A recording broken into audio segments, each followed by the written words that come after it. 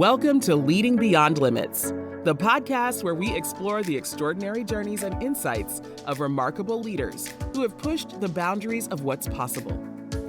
Your host, Angel Radcliffe, who is a digital transformation leader, author, speaker, and financial educator, will lead each episode and dive deep into the stories, strategies, and philosophies that have empowered these exceptional individuals to lead, inspire, and achieve beyond the ordinary. We're about to embark on a journey of discovery and inspiration, and together, we'll learn what it takes to lead beyond limits. So grab your cape, or at least your favorite coffee mug, because we're about to unravel the extraordinary tales of trailblazers who've turned impossible into I'm possible. Let's get started. Hello, and welcome back to the Deep Dive. Considering what we're covering today, I'm glad we have a bit of a quiet space to do it in. Yeah, let's talk about that. We are looking at a single scenario, a leadership micro scenario. Yeah. And honestly, sometimes these small, dense sources hold more weight than a 100-page white paper. It's definitely heavy. It's a direct challenge to a very common cliche that I think most of us have just accepted as fact. So, to set the stage for everyone listening, we are looking at a specific piece of text, a scenario really, that centers around this phrase. Crisis doesn't build character, it simply reveals it. It simply reveals that. And I have to admit, when I first read that in the prep for this, my immediate reaction wasn't, aha. It was more like, ouch. Ouch. That's a really common reaction. Yeah. Why do you think it hit you that way? What's the discomfort there? I think it's because it kills the romance, you know? Yeah. We love the movie version of leadership. The hero is just a regular person, maybe even a bit of a slacker, until the aliens invade. Or the building catches fire. Right. And then suddenly, bam, the music swells and they transform. They become something they weren't before. But this scenario is saying, absolutely not. That's a lie. It's a lie. And that is exactly where we need to park ourselves today. Because if we are waiting for the crisis to turn us into leaders, we're going to be waiting a very long time. So what's the mission here? If we aren't telling people how to transform into superheroes, what are we doing? Because usually people come to us for the how-to. And that's the first trap we need to avoid. We are not here to give a 5-step plan on how to build character in a weekend. Right. That's not what this scenario is about. Our goal today is to sit with the tension this text creates. We want to explore what actually happens when the lights go out, and why leading in that darkness is so psychologically heavy. And why it scares so many capable leaders. Exactly. Okay, let's unpack this, because the scenario pairs that first line with another quote that I think is even more provocative. It says, "When the pressure is on and the stakes are high, you don't rise to the occasion, you sink to the level of your values." That is the anchor for this entire discussion. You sink to the level of your values. Okay, I need to push back on this a little bit, because sinking isn't a word we associate with success. No, it's not. We talk about rising to the challenge. Athletes rise to the occasion. Why does this scenario insist on sinking? Is it just being cynical? I get that. Yeah. But I don't think it's cynicism. I think it's almost physics. Physics, how? Well, think about what rising implies. It implies a sudden burst of new capability. Yeah. You know, that the pressure itself acts as a fuel source. Right, like a power-up in a video game. The boss battle starts and suddenly you have a bigger sword. Precisely.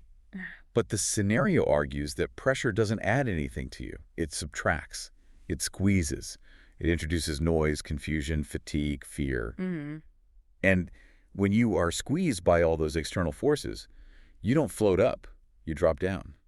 You fall until you hit something solid. And that solid thing is your values. That's your bedrock. Or your training. There's that famous line, we don't rise to the level of our expectations, we fall to the level of our training. This is just applying that same idea to the soul. You fall to the level of your values. So sinking isn't about failing or drowning here. It's about gravitational pull toward your foundation. Correct. But here is the reality check. And this is why it's so terrifying for leaders. If you sink, you are landing on whatever you built before the crisis started. Oh, I see the problem. Right. If you haven't built that foundation, if you haven't done the work on your character or your principles, Yeah. where do you land? You don't. You just keep falling. You keep falling. And that's what we see when leaders implode in a crisis. We watch them grasp for strategies, for spin, but they have nothing solid to stand on. You can't conjure a foundation in the middle of an earthquake. No, you can't. The scenario suggests that who you are is already set before the emergency begins. Honestly, that's kind of terrifying. It means the prep time is over the moment the notification hits your phone. It's too late to study for the test. It is too late. Which brings us to another key distinction in the scenario. Context changes. Character remains. Yeah, let's talk about that, because it sounds nice on a bumper sticker, but doesn't a leader need to adapt to the context? Of course. But you're confusing tactics with character. Your actions change, but the source of those actions cannot. Think about the environment of a crisis. It's volatile, uncertain, complex, ambiguous. The context is a moving target. Sure, it's chaos. Exactly. Now, if you, as leader, are trying to mirror the context, if you are looking to the chaos to tell you how to be, you'll be just as chaotic. Yeah. You become a thermometer, just reflecting the heat of the room. Instead of the thermostat setting the temperature. Right. Your character has to be the static variable. When everything around you is spinning, the only thing that isn't spinning is your internal code, that bedrock. So if that bedrock is shaky, Then there is no leadership. There's just reaction. this connects right back to that idea of revealing. If the context is stripping everything else away, Yeah. the nice office, the clear quarterly goals, the easy wins, all that's left is that internal code. It's like the tide going out. You see what's actually on the bottom. And that visual of the tide going out, or as the scenario says, when the lights go out, that brings us to the psychology of what happens in that moment. Because we see this all the time, don't we? Capable, smart, experienced leaders who hit a crisis and just freeze. The hesitation, the pause. I've seen it. Why do you think that happens? Yeah. If we accept that character is the bedrock, why do people hesitate to land on it? Well, the charitable assumption, and probably what I would tell myself, is that I just don't have enough information. I'm waiting for the data. I don't want to make the wrong move because I don't see the full picture yet. I'm being prudent. Prudent. That's the safe word, isn't it? I just need one more report. I need to consult legal one more time. Exactly. But if we really look at this, that hesitation is rarely about a lack of data. Usually in a crisis, you have some data. You have enough to move. Yet leaders stop. So if it's not an information gap, what is it? It's an emotional barrier. It's identity protection. Let's go back to the text. Crisis doesn't build character. It simply reveals it. Reveals? That word reveals implies visibility, exposure. Ah, okay. It's the fear of being seen, of being naked. It's the discomfort with risk and accountability. When you are just managing a process, if something goes wrong, who do you blame? You blame the process, the market shifted, the supply chain broke. Exactly. You're detached from the failure. But in a true crisis, when the lights are out and you are forced to make a call based solely on your values, if that goes wrong, They aren't blaming the process, they're blaming you. they are judging your character. The weight of knowing that any mistake will be seen as a character flaw rather than just a tactical error, that is paralyzing. It's ego defense. Ego defense. You're protecting your image. You freeze because as long as you haven't acted, you haven't revealed anything yet. You're still Schrodinger's leader, both competent and incompetent at the same time. And the moment you act, the box opens. The box opens. Wow. That is a heavy psychological burden. It's the vulnerability of it all. The scenario says, the test is who you become when the lights go out. And that lights out metaphor is so powerful. When the lights go out, you lose your bearings. You lose the visual cues of status and success. You are alone with your decision. And that feeling of being exposed while simultaneously being in the dark, that's a paradox, isn't it? It is a paradox. You feel naked, but you also can't see where you're going. And it's why relying on syncing to your values is the only way through. You have to navigate by internal sonar. Internal sonar. I like that, but I have to play devil's advocate here. I can hear a listener, maybe a CEO, yelling at their speakers right now. Sure. They're saying, okay, internal sonar sounds poetic, but I have stakeholders. I have a board. I have employees relying on me for paychecks. I can't just trust my vibes. I need certainty. And that desire for certainty is understandable. But in this context, it's a trap. It's what we call the myth of certainty. Myth of certainty. In a true crisis, waiting for 100% certainty is a luxury you do not have. Yeah. It simply does not exist. The variables are moving too fast. So if you wait for certainty, the crisis has probably already overwhelmed you. Exactly. By the time you are 100% sure, the opportunity to lead has passed. So leading with partial clarity is the requirement. The question is how to do that responsibly.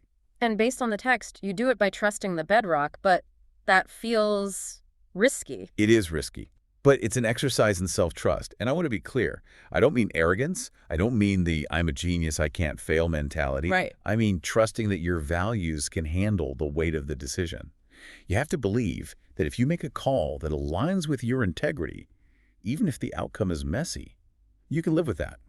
That distinction is huge. It's not about knowing the outcome will be perfect. It's about knowing the intent was grounded. Yes. It's about presence over tactics. The scenario asks a really poignant question. Think of a leader you admire. Was it their technical skill that won you over, or how they handled a crisis? That's a really good question. When I think of the leaders I've really followed, I couldn't tell you what their proficiency was in Excel. I just remember how they stood in the room when things were falling apart. You remember their presence. You remember that they didn't panic. You remember that they sank to a level of values that felt safe for everyone else. So in a way, the technical skill, the strategy documents, the KPIs, that's the furniture in the room. But the character is the floor. And when the earthquake hits, nobody cares about the furniture. Everyone is looking at the floor to see if it holds. That's a strong visual. But let's get practical about the decision itself. If we aren't using calculation, what are we using? We are using judgment. And this is a critical distinction. Calculation is math. It needs all the variables to work. You plug in A, B, and C to get D. But in a crisis, you have A, maybe half of B, and C is missing. Right. Calculation fails. Judgment is human. Judgment fills in the gaps of the unknown with experience and character. It's making a call based on who you are, not just what you know. It's saying, I don't know the future, but I know what we stand for, so we are going that way. And that's why crisis doesn't build character. Because you can't build judgment in that split second. It had to be built in the quiet moments years before. It's the accumulation of all those small choices you made when the lights were on. Exactly. Every time you told the truth when it was inconvenient, every time you treated a junior employee with respect, that's what forms the bedrock you land on when the lights go out. This is, well, like we said at the beginning, it's heavy. It shifts the responsibility entirely back onto the individual. There's no blaming the weather. No. And I think it's why it's so empowering, actually. It's scary, yes. It removes the excuses. But it also means you don't need to wait for a crisis to become a great leader. You build that capacity right now on a boring Tuesday. The boring Tuesday is actually the training ground. It's the only training ground. So what does this all mean for the listener? We've deconstructed the myth of rising. We've looked at the psychology of hesitation. But I feel like we need to address the elephant in the room. Usually podcasts like ours end with, here are 3 things you can do tomorrow. And I think it brings us to a place of acceptance. We have to accept that we cannot hack this. There is no shortcut. So no life hacks for character. No 5 ways to fake integrity. No. You can't hack character. You can't A/B test your integrity. The insight here is realizing that your values are your safety net. They aren't just nice words on a poster.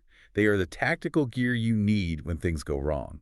It's funny, we started this by saying the quote was uncomfortable because it killed the romance of the hero. But now, I actually find it kind of relieving. Oh, so? Because the hero myth puts so much pressure on performance in the moment, it makes you feel like you have to perform a miracle. This perspective says, you don't need a miracle. You don't need to be a genius. You just need to be solid. You just need to be you. You just need to sink. And trust that there is something there to catch you. Exactly. It makes the job of leadership feel less about performance art and more about honesty. And that is really the only way to lead when you can't see the path forward. You don't look out, you look down. You check your footing. We promised at the beginning that we wouldn't offer a prescription. And I think we've stuck to that. This has been more of a mirror than a map. A mirror is exactly what this scenario is intended to be. It simply reveals it. A mirror doesn't tell you where to go. It just shows you who is standing there. So as we wrap up, a final thought to take with them. But today, a checklist feels wrong. I think, given everything we've discussed, the most valuable thing we can offer is a question, a moment of reflection. Go for it. We've talked about the lights going out metaphor. We've talked about sinking to your bedrock. Right. So here's the provocation. Don't ask yourself, what should I do in a crisis? That's a tactical question. That's a question about the furniture. What's a better question? Ask yourself, if the lights went out right now, precisely right now, what bedrock would I land on? Don't answer it for us. Just sit with it. What bedrock would I land on? That is a question worth carrying around for a while. It is, and it's the only question that matters when the pressure is on. Thank you all for diving deep with us today. It's been a pleasure to be back. We'll see you next time. Take care. Thank you for tuning into another inspiring episode of Leading Beyond Limits. If you enjoyed today's conversation and want to hear more from our incredible guests, don't forget to subscribe, rate, and review us on your favorite podcast platform. Your feedback means the world to us. And if you have a remarkable leader in mind who you'd like to hear on our show or any questions and comments, feel free to reach out to us. You can find our contact information in the show notes. Remember, leadership knows no bounds, and with the right insights and determination, you too can lead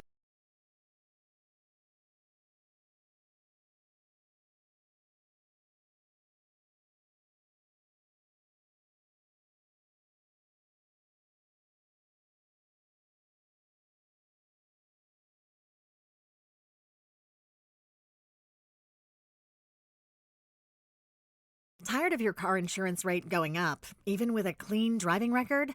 You're not alone. That's why there's Jerry, your proactive insurance assistant. Jerry compares rates side by side from over 50 top insurers and helps you switch with ease. Jerry even tracks market rates and alerts you when it's best to shop. No spam calls, no hidden fees. Drivers who save with Jerry could save over $1,300 a year. Switch with confidence. Download the Jerry app or visit jerry.ai/Libsyn today. That's JERRY.ai/LIBSYN. That's the sound of a big deal. At Wayfair, that sound happens a lot. Dream sofa for half the price? Big deal. New dining table you've been eyeing for months? Big deal. Finally picking up those last few pieces and finishing that bedroom? Now that's a really big deal. Whatever your home needs, Wayfair has the selection, the savings, and over millions of 5-star reviews to back it up. Shop Wayfair.com today before someone else snags your big deal. Wayfair, every style, every home.